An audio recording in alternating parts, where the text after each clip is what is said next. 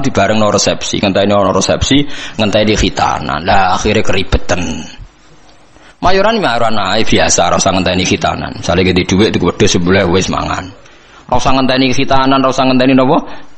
Resepsi. Keribetan napa? Lho ora kuat loro-lorone ora apa-apa. Kados Nabi Ibrahim kan ngoten nggih, wonten tamu malaikat langsung sebut di Qur'ane. Faja'a bi ajlin hanid. Langsung di sebelahna napa pedet. Iku mayoran ta ora? Mayor. Dadi aja sampai dak bus solihin watake wong saleh iku kalah enak ambek watake wong dolim. Kok wong saleh di kecenderungan seneng wong napa? Dolim. Ya aja terus nak terus mari ati mati. Selain ra kuat maksudnya karuan ora kuat tuh karuan sebab ora karuan. Mau sampean roh ben roh bahwa semua ini demi kalimat napa? Tauhid. Mulane mayoran dibakas jejer Ka'bah. Ngene iku ja'alallahul Ka'batal Baital Harama qiyamal linnasi wasyahrul harama wal hadiya wal qalaid. Terus zalika li ta'lamu annahu ya'lamu ma fis samawati wa ma fil ard. Mayorane wong Islam ndak ape-apa oleh paling ben roh nak kabeh nikmat iki minaw wa. Ya engko kembaline ilaw wa. Misale kowe mangan, wong Islam nak mangan ndak ape-apa ben kuat ibadah. Ndak ape-apa. Artinya kalau tauhid wis bener kok mangane ya ben kuat ibadah. Engko misale anak mbok jajakno seneng ben seneng ngaji. Ndak ape-apa. Wong saleh orientasine ndak ape-apa. Misale anak mbok jajakno seneng, engko ben seneng ngaji. Lha iku jenenge walakin jihadun wa niyatun. Ujung-ujunge niatem iki sing mengawal prilakune Nah, dadi mbok jajakno enak tapi niate ben seneng ngaji. Dadi kula suwun mulai saniki bojomu servis ben seneng ngaji. Lah wis kliwat yo, cara watakmu kan wis. Nak bojo kula dereng kliwat, mulai pertama rapi tak ngandani. Piye wae aku sok ben ade anak, kowe langsung nomor 7, wis ra iso ditawar. Piye wae ke anake wong iku anakku, wis ra iso mbok tawar. Tak tanam tenan. Endi ana cerita Nabi bakas bojo ra ono. Siti Hajar ngewangi bangun Ka'bah disebut Quran disebut Ismail tok tak bombardir wis pokoke bendekne ora anak. Mandi nganti sakniki gak pede ngadepi anak wis. Angger lapor anake nakal dekne kecewa semenenge mesti dibela bapake dekne ainul yakin hakul yakin. Ainul yakin hakul yakin. Dan yo ora tahu pancen pokoke nek konflik be anak aku yo ora salah benere pokoke mesti bela anak saya. Ya mungkin saya terlalu tapi itu daripada aku ora konsisten. Artinya cara teori militer sekali saya trader pisan kan, dekne pian gak mesti kan repot kan, itu kan merugikan saya. Jadi aku ora iso kok tetep. Lah ada itu. Jadi aku tapi ojo tiru Fabri cerita mawon iki cerita betapa fanatik saya pada anak. Kok kabeh nabi dengan apa fahab li milladunka waliyah yarisuni wa yarisu min ahli Yaqub. Sing dijaluk tetep yuk turunan anak lanang. Rabbi habli milladunka dzurriatan thayyibah, jaluke anak turun sing saleh. Jarang nabi bakas bojo. Lah saiki kiai-kiai udah senengane kepen di bojo sing nurut. Lali gak nyebut kepen anak nurut lah, bojone nurut anak nakal-nakal. Mergo klirune senengane kok orientasine kepen di bojo nurut nyenengno wong lanang. Mboten ate kula ndonga dulu tenan. Pengen di anak sing nurut. Ya misalnya di anak 5 nurut mek kowe. Sak omah 6 bojo sitok minoritas wedi ya nurut. Karena anak 65 nurut kowe bojo minoritas ya. Sak omah wong 6. Lah anak 11 nurut kowe kabeh tambah minoritas kan. Tapi lho kula seneng lho mbek bojo kula. Cuma itu tadi sudah saya didik supaya anak itu nomor 1. Mergo anak niki so ben sing ndongano. Mulane ning hadis ora nyebut bojomu.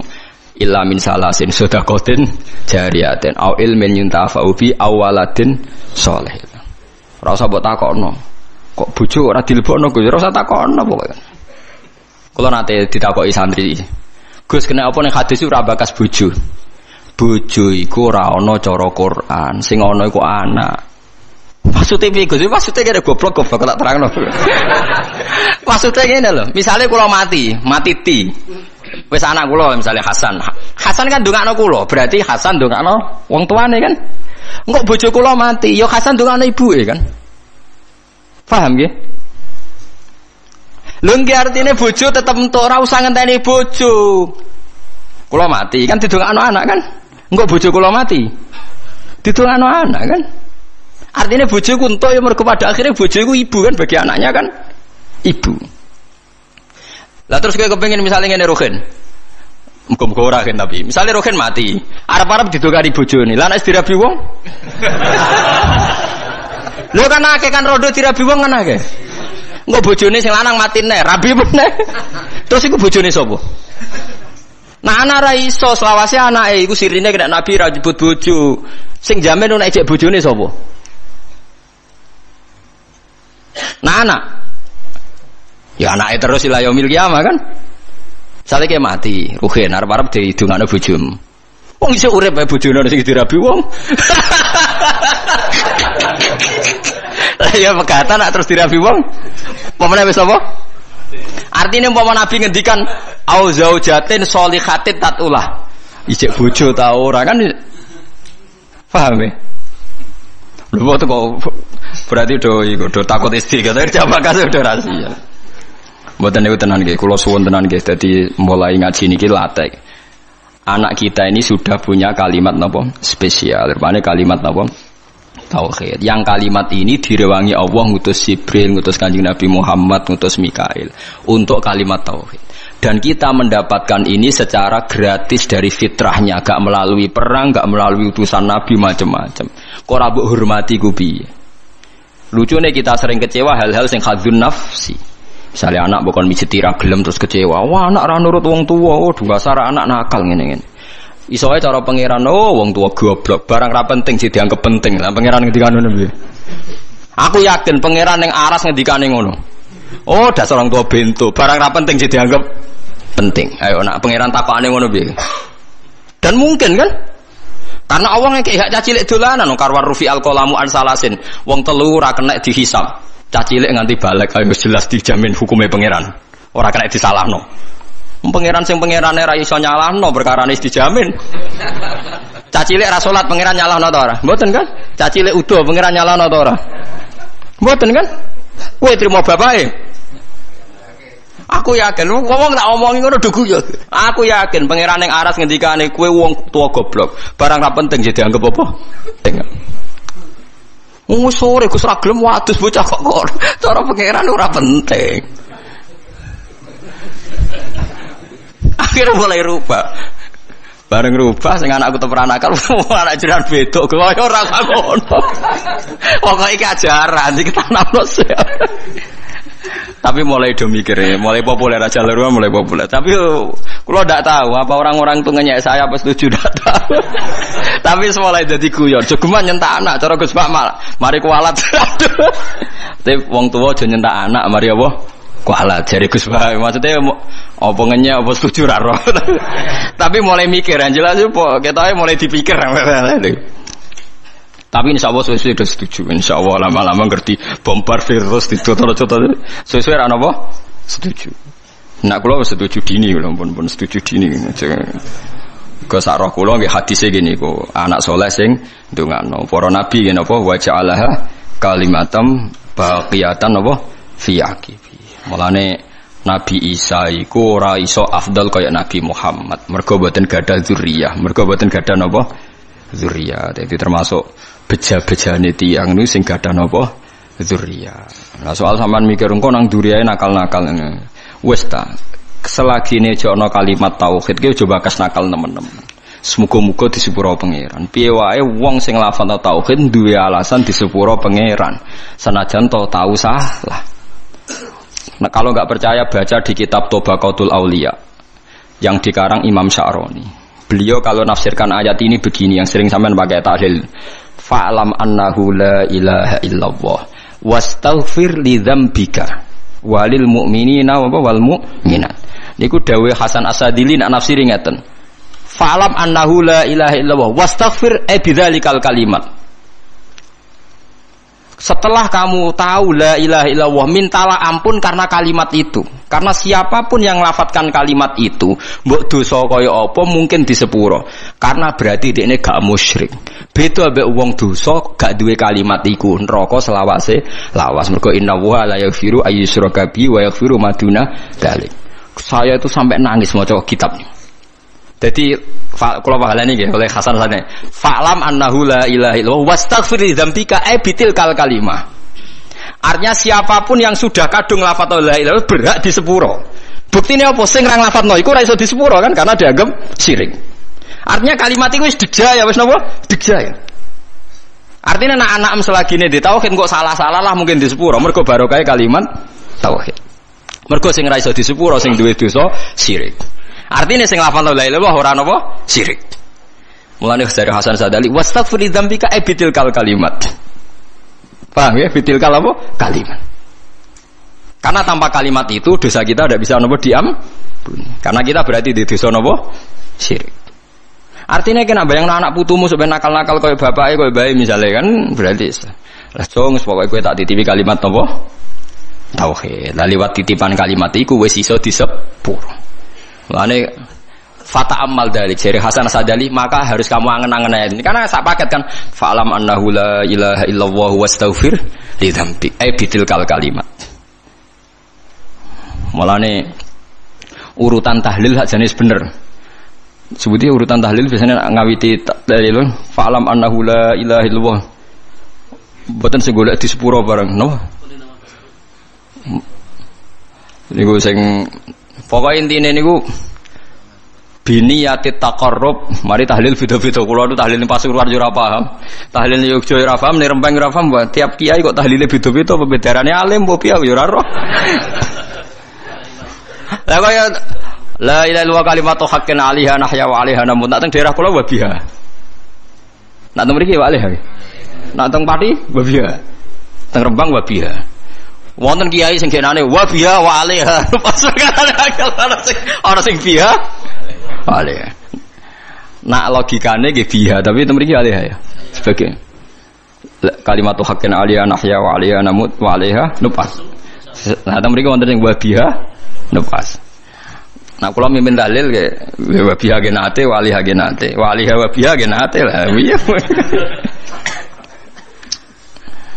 Jangan seneng tapi mimpin dalil ora krana kula napa-napa, seneng cepete.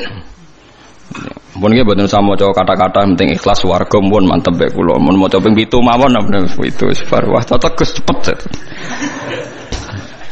Wah, semua wong awam repot. Dilatih cepet, seneng cepet. Engko ya akhire ra eling pangeran. Dilatih suwi gremeng ya akhire ra eling pangeran angel. Ngate wong awam wis kadung angel. Lah iya nak dilatih suwi kok gremeng, akhire gremengi kalimat tauhid yo elek. Dilatih cepet ora seneng kalimat tauhid, seneng cepete. Lah yo elek meneh. Oh, dasar wong ora iso bener. Wes. Likulli ummatin niku tetep kedhe saben-saben umat jalna gawe sapa ingsun mansakan enggo ibadah bi fathis sin wa kasriha mansikan syariatan tegese syariat hum kang utawa wong akeh nasiku wong sing nglakoni ning syariat utawa ing mansak amiluna tegese nglakoni kabeh bihi bil mansak kabeh umat itu tak gawe tatanan sing beda sing dadi aturane fala yunaziuna mongko geman tentang sapa ngakeh ka ing sira yuradu den karsana bi iklan dawuh la yunazi unaka apa dawuh la tunazihum tegese aja nentang sira Muhammad hum ing kula ummah fil amri ing dalam urusan apa wae nak teng mriki amri dzabihati tegese urusan sesembelian isqalu nalikane ngucap sapa ngakeh ma qatallah mau te perkara kota kang mateni sapa Allah iku ahakul we berhak antak kulu ento mangan sira kabeh ing ma qatallah mimma dibanding perkara kotal tunggang mateni sira kabeh oleh kurang ajar dadi wong kafir ya cerdas-cerdas. Mat, nak wedhus mati sing mateni sapa mat? Allah. Nah ana wedhus mati langsung lho, sing mateni sapa mat? Allah. Agamamu aneh mat, sing dipateni Allah langsung haram, sing dipateni lewat tangan manusa halal. Kudune sing mati langsung ku sing halal mergo sentuhan Tuhan langsung ngono. Ora kacer ta. Sing lha ya umpama logikane manusa iku kamu toleransi, logika itu kan masuk akal juga kan? Mergo sing dipateni Allah langsung kok haram, sing dipateni manusa halal. Iku aneh cara wong kafir napa? Aneh lah iki. Wis kacau. Mulane jare Kanjeng Nabi, jare pangeran ngendikane pangeran aja urusi mat cangkeme wong kafir ku. Perkara wis kadang wong kafir nak ngomong nggih masuk akal lah mulane iku digatekno cangkeme wong-wong iku. Watulan aja-aja sira ila rabbika maring pangeran sira ila dinihi tegese maring agamane Allah. Innaka satamne sira iku ala hudan ing atase petunjuk dine tegese agama mustaqimin kan jejeg. Wa in jadalu lamun maidu sapa ngakeh ka ing sira fi amridin ing dalem urusan agama fakul mongko ngucap sira Allahu ta'ala alamu dat sing luwih pirsa ta sing pirsa bima kan apa tak maluna kang lakoni sira kabeh fa yujazikum mongko males sapa hukum sira kabeh alaihi ngatasi mata malun wa hadza utawi iki ku qoblal amri sedurunge den perintah bil kita lan perang Allahu ta'ala yahkumu nguputungi sapa Allah benakum Allah sing gawe keputusan benakum ayyuhal mukminun wal kafirun yaumal kiamat ing dalam dina kiamat fima ing dalam perkara kuntum kang ana sira kabeh fi ing dalam ayu tahtalifuna sura sira kabeh bi ayakula gambare araf yen to tahtalifuna kang sulaya sira kabeh bi ayakula manane ikhtilafu bi ayakula gambare araf yen to ngucap sapa kulun saben-saben suci minal fariqa ini sanging kelompok loro khilafa qaulil akhar kelawan bedane pengucapan sing liya pokoke wong khilaf ku sementing asal beda. Alam ta'ala ana ta ora ngerti sira al-istifham fil takrir kono temen hukum annahu ing satuna wa ta'ala ya alam pirsa sapa apa. Mak ing apa wae fis sama ing dalem langit wal ardi lan bumi. Inna dzalika sak temene mungkon-mungkon kabeh. Kena apa Allah kok pirsa apa sing langit bumi mergo sedurunge digawe wis ditulis ning Allah napa mahfud.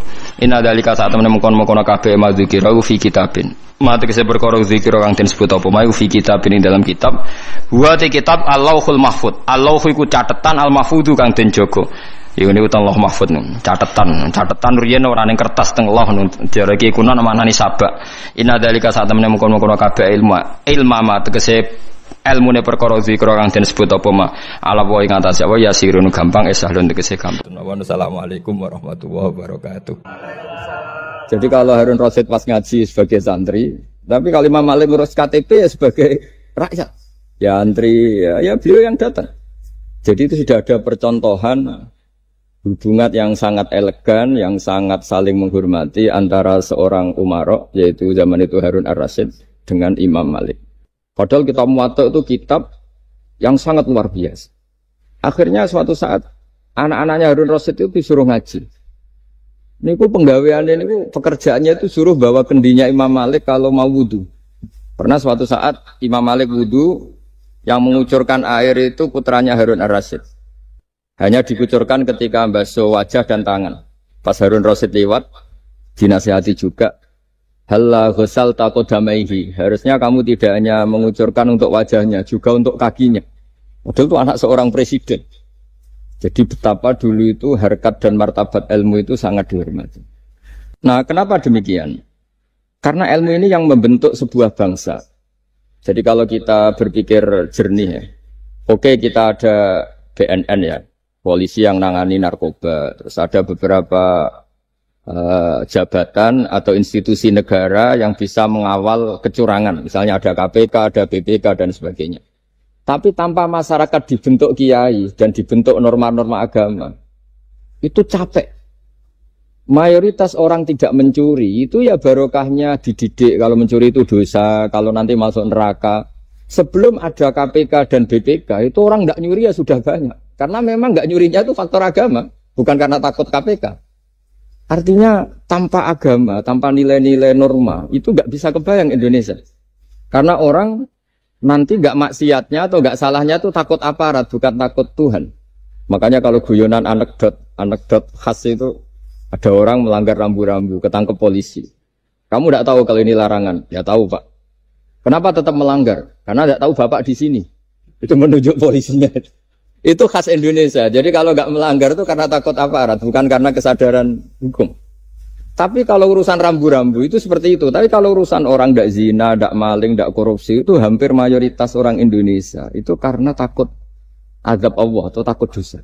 Sehingga di desa terbelakang yang nggak terjangkau polisi atau di daerah-daerah yang sangat terpencil, itu perilaku leluhur, yaitu tidak nyuri, tidak zina, tidak apa, itu ya tetap jalan.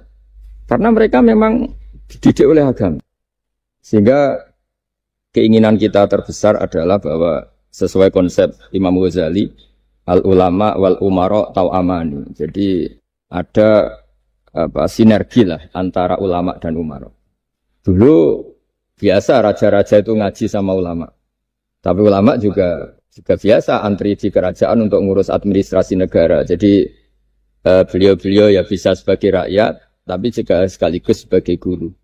Karena beliau-beliau ini orang-orang yang bisa menanggalkan egonya.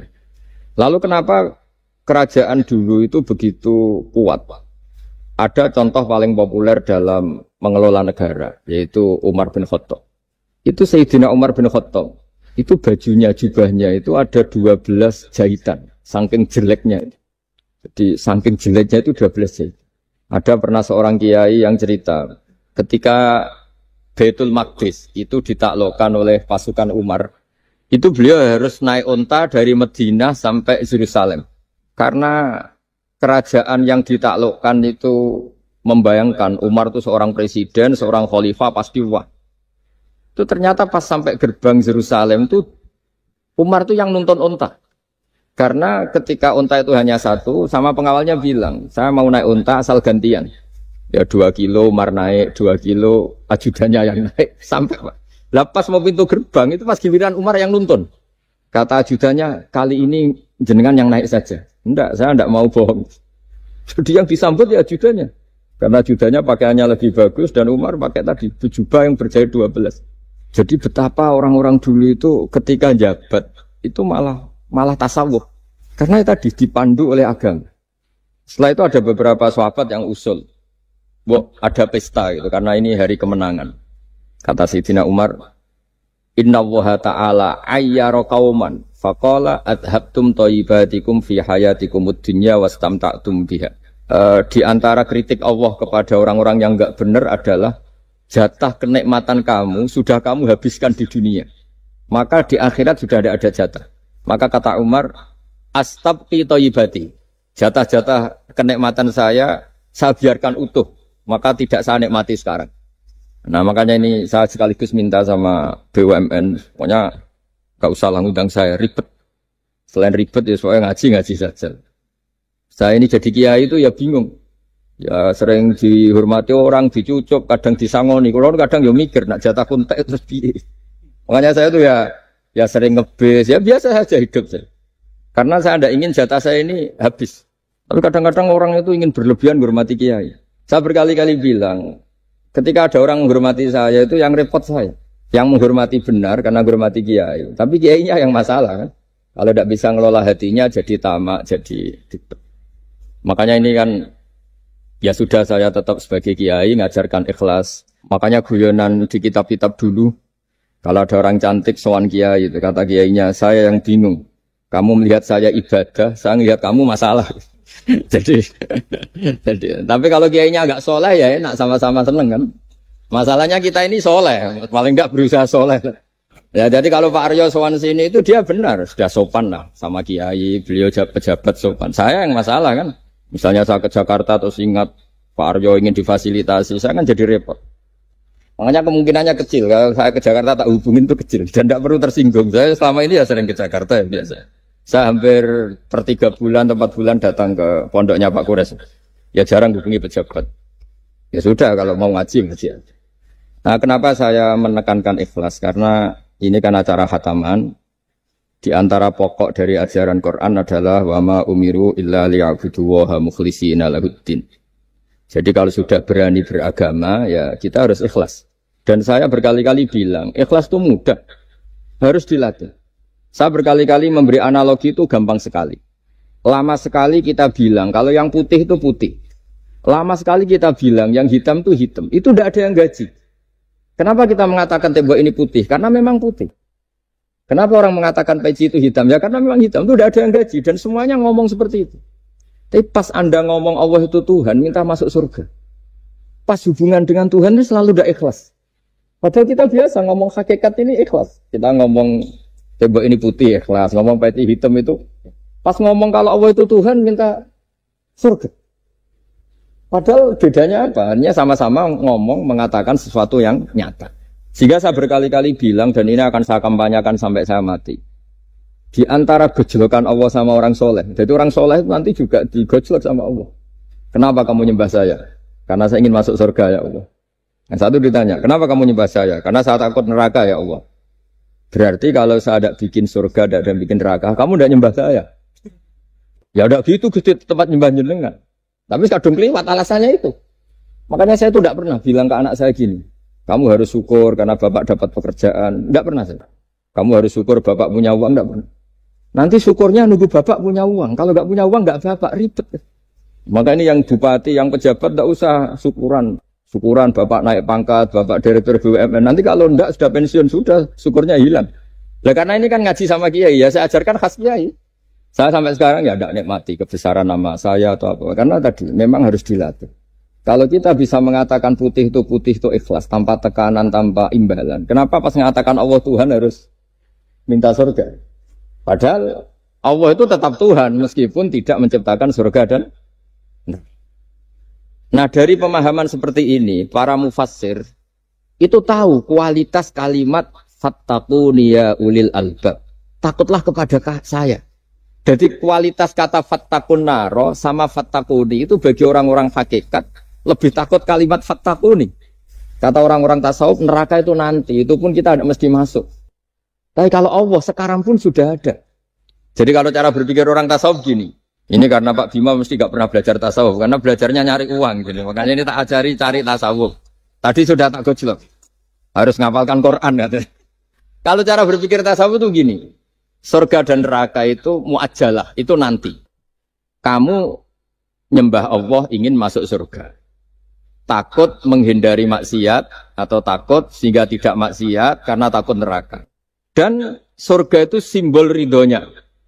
Neraka simbol bencinya, suktunya Allah. Terus kata orang-orang tasawuf cara berpikir, Allah itu sudah ada sekarang. Mulai dulu sampai sekarang Allah sudah ada. Kalau Allah sudah ada, berarti Allah sekarang ya bisa berstatus ridho ke kamu, atau berstatus benci ke kamu. Kenapa takutnya nanti? Wong Allahnya sekarang kok takutnya? Ya sekarang juga. Kamu harus amal tuh nakdan. Nakdan tuh cash. Allahnya ada sekarang, ya ibadahnya harus ada sekarang. Makanya kata orang-orang tasawuf, andaikan Allah tidak bikin surga atau neraka, ya saya tetap nyembah karena surga itu simbol ridhonya. Bahwa surga itu nyata ada, ya nyata ada. Dengan segala fasilitasnya itu nyata ada. Tapi bahwa surga itu tetap kamu masuk surga karena cari ridhonya Allah. Kalau Allahnya sudah ada, berarti ridhonya sekarang sudah ada. Harus kamu cari sekarang, jangan nanti. Sehingga kadang-kadang orang yang ingin masuk surga itu ya kelasnya kelas amatir. Masyhur itu. Ada seorang wali masuk surga ketemu Allah ditanya. Karena wali ini biasa mensafaati murid-muridnya. Ya Allah, kenapa murid-murid saya tidak kelihatan sowan jenengan? Murid-murid kamu ingin masuk surga karena ingin makan enak, punya bidadari cantik-cantik itu di sana. Tapi mereka lupa saya. Jadi akhirnya di surga tapi nggak ketemu Tuhan. Karena inginnya ya sudah trauma punya istri jelek, cerewet. Banyak loh orang yang masuk surga itu yang agak kacau. Enak sudah surga. Nanti di sana nggak usah sholat, nggak usah puasa. Jadi sholat yang sekarang nggak ada problem. Jadi banyak itu orang-orang Islam yang Islamnya mungkin imannya amatiran. Wah enak masuk surga, nggak ada subuh lagi, nggak ada puasa lagi, bebas. Oh, itu kan kurang ajar betul.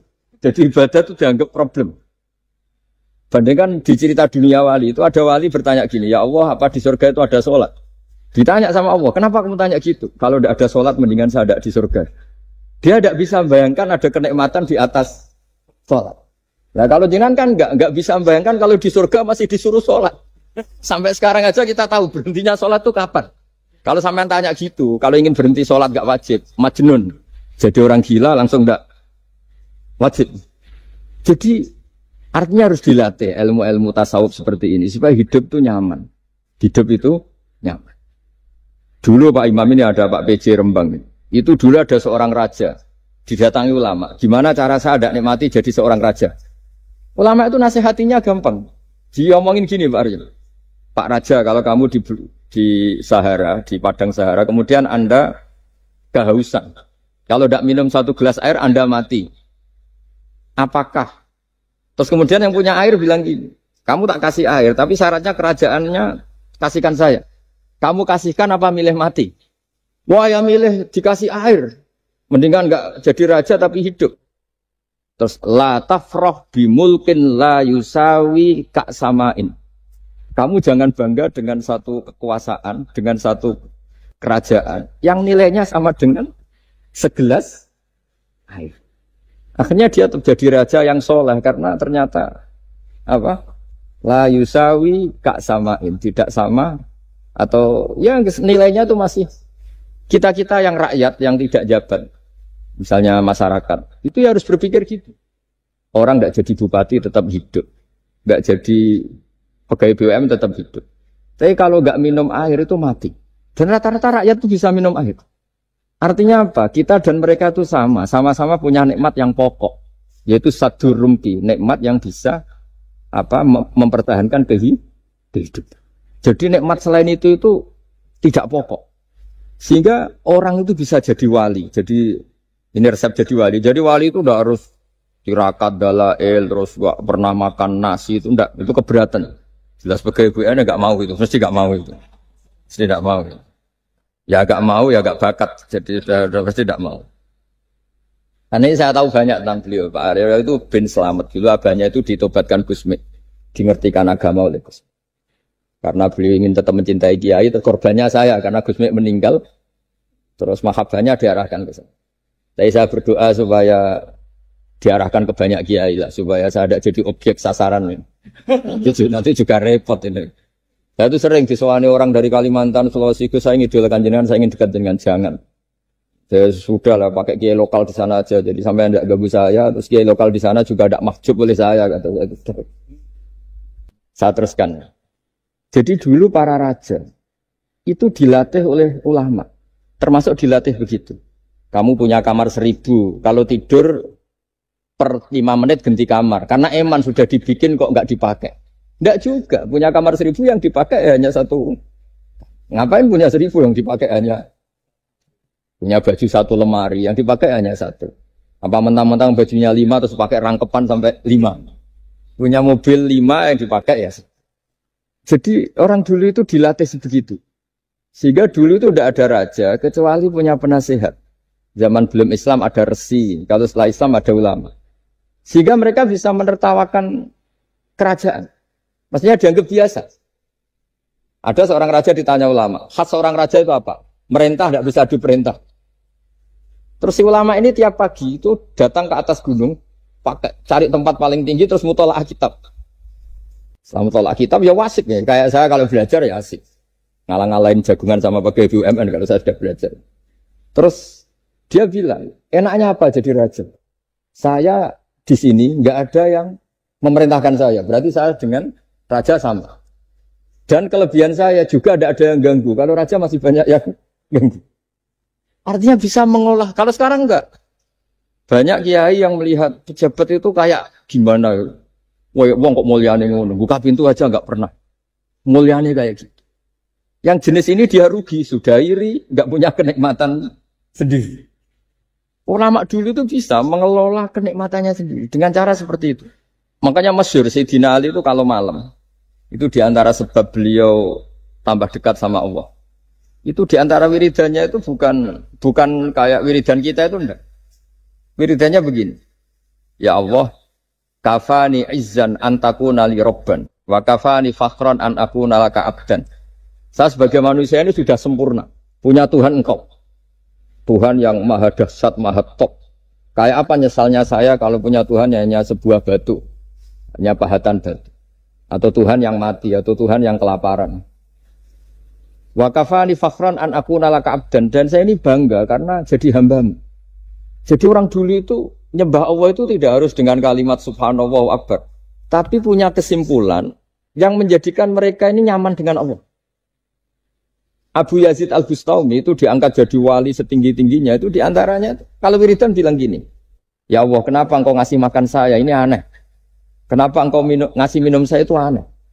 Di mana-mana orang memberi itu ada kepentingannya. Misalnya majikan, bayari karyawan karena ada kepentingannya. Malah kalau di fikih itu agak absurd. Fikih itu hubungan suami istri itu agak kacau kalau dalam fikih. Lelaki itu tidak wajib nafkahi istrinya kalau tidak ngasih. Jadi kayak agak-agak transaksi. Dan istrinya punya hak nggak mau diajak kalau nggak dikasih nafkah. Jadi makanya dulu Mbah Mun kalau ngajar saya fikih itu ngajari wong perhitungan. Jadi maksudnya wong ambek bojo kok perhitungan. Tapi di mana-mana hubungannya orang tuh begitu. Wong kenal kiai, nak orang loro kiai diatur ngene iki ora marem. Singkat cerita Bu Yazid itu, ya Allah engkau zat yang luar biasa. Engkau tidak butuh saya tapi ngasih saya. Ini fenomena aneh. Di mana-mana orang ngasih itu ada kepentingannya, apalagi pilkada. Wah, itu tambah banyak kepentingan. Artinya dia bisa mensifati Allah dengan cara yang enggak kebayang orang lain. Allah itu tidak butuh kita. tanpa kita sudah jadi Tuhan, tapi ngasih kita. Apa ya Allah alasan kau mengasihi saya? Engkau tidak butuh saya. Di mana-mana orang ngasih itu kan karena butuh. Misalnya kamu ngasih anak, apapun alasan ikhlas Anda ini karena nyaman. Anak ini menjadi hiburan. Tetap seneng ya. Ada unsur kamu itu dapat timbal balik, setidaknya seneng. Atau ngasih rival politik kamu, setidaknya ya karena safety lah kata tadi Pak Ari. Bergabung tak teman-teman. Pokoknya ada kepentingan. Tapi Allah ini zat yang nggak punya kepentingan, kemudian tetap ngasih. Dari situ terus dia punya cara mencintai Allah. Jadi wali-wali dulu itu punya cara untuk mencintai Allah. Dengan cara seperti itu. Makanya ada wali yang nangani orang-orang macam-macam. Kayak Gus Mek